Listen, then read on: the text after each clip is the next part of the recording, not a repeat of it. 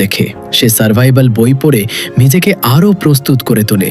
এভাবেই কেটে যায় আরও একটা বছর। তারা রোজ নতুন মানুষ খুঁজতে বের হয়, কিন্তু কোনো মানুষ খুঁজে পায় না। অবশেষে একদিন লাকি এটি বাড়ির দিকে তাকিয়ে জোরে জোরে ঘেউ ঘেউ করতে শুরু করে, যেটার চিমনি দিয়ে ধোঁয়া বের হচ্ছিল। উইলিয়াম চমকে ওঠে এবং সাবধানে এগিয়ে গিয়ে দেখতে পায় এনা নামের একটি মেয়েকে। মহামারীর পর এই প্রথম অন্য কোনো জীবিত মানুষকে দেখল সে। দুজন একা মানুষ খুব দ্রুত একে অপরের সঙ্গী হয়ে ওঠে।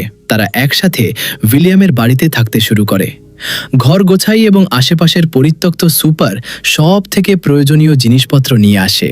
এই জনশূন্য পৃথিবীতে একে অপরকে পেয়ে তারা ধীরে ধীরে ভালোবেসে ফেলে এবং এক নতুন পরিবার গড়ার সিদ্ধান্ত নেয়। কিছুদিন পরেই এনা প্রেগনেন্ট হয়। এই খবরে তারা দুজনেই খুব খুশি হলেও উইলিয়ামের মনে ছিল ভয়। এই ধ্বংস হয়ে যাওয়া পৃথিবীতে সন্তানকে আনা কি ঠিক হবে? ডেলিভারির সময় কোনো বিপদ হলে সে একা সামলাবে কিভাবে? এইসব ভেবে সে লাইব্রেরি থেকে ডেলিভারির উপর লেখা বই এনে পড়া শুরু করে।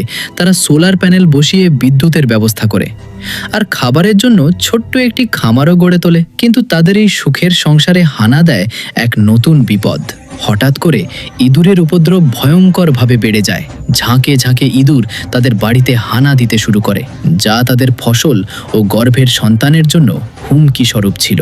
উইলিয়াম অনেক চেষ্টা করেও যখন ইঁদুর তাড়াতে পারছিল না, তখন সে এক দারুণ বুদ্ধি বের করে।